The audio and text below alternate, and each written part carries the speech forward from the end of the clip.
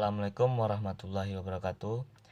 Perkenalkan, nama saya Adrian Ferdinata dengan BP 20120109. Di sini saya akan menjelaskan tentang manajemen keuangan. 1. Mengapa literasi keuangan atau pengetahuan dasar keuangan, investasi, serta manajemen keuangan penting untuk diketahui oleh generasi Z atau generasi kekinian yang lahir dari rentang 1996 sampai 2010. Literasi keuangan adalah pengetahuan dan kecakapan untuk menghasilkan sebuah pemahaman tentang konsep dan risiko keterampilan agar dapat membuat suatu keputusan yang efisien dalam konteks finansial dan untuk mensejahterakan finansial individu maupun sosial dan dapat berpartisipasi dalam lingkungan masyarakat. Investasi yaitu mengalokasikan dana untuk menghasilkan keuntungan di masa yang akan datang. Yang pertama yang harus diketahui oleh generasi Z yaitu mempersiapkan untuk masa depan menjadi generasi yang kreatif dan cerdas dan kreatif. Yang ketiga, tidak mudah tertipu. Yang keempat, menjadi penerus bangsa. 3 keputusan utama dalam manajemen keuangan, investasi, pendanaan, dan manajemen alokasi termasuk di dalamnya pembagian dividen merupakan inti dari manajemen keuangan. Jelaskan bagaimana prakteknya ketiga dalam contoh sederhana.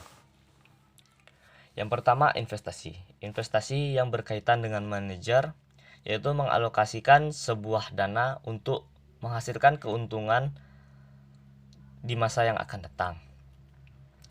Yang kedua, keputusan pendanaan. Keputusan pendanaan sering disebut juga sebagai kapital struktur atau struktur modal.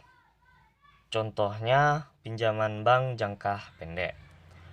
3. Pembagian dividen, di mana sebuah pembagian dividen ini perusahaan yang menghasilkan keuntungan harus membagikan sebagian keuntungannya kepada si pemegang saham. Yang ketiga, apa saja yang mungkin menjadi penghalang bagi perusahaan ketika mempraktekkan 3 keputusan utama dalam manajemen keuangan tersebut. Yang pertama, hipotesis perencanaan bonus, di mana sebuah perusahaan akan membagikan bonus kepada bawahannya dengan artian bonus yang didapatkan itu tinggi dalam jumlah yang besar. Yang kedua, hipotesis perjanjian hutang, di mana faktor ini ditunjukkan untuk manajemen yang melakukan pelanggaran.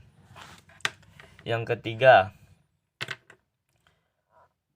hipotesis biaya politik, di mana sebuah perusahaan akan menurunkan laba, dalam artian penurunan laba apabila laba yang dipakai adalah laba tinggi, maka pemerintahan akan memberikan sebuah pajak kepada perusahaan dalam jumlah yang lebih besar. Sekian, terima kasih. Assalamualaikum warahmatullahi wabarakatuh.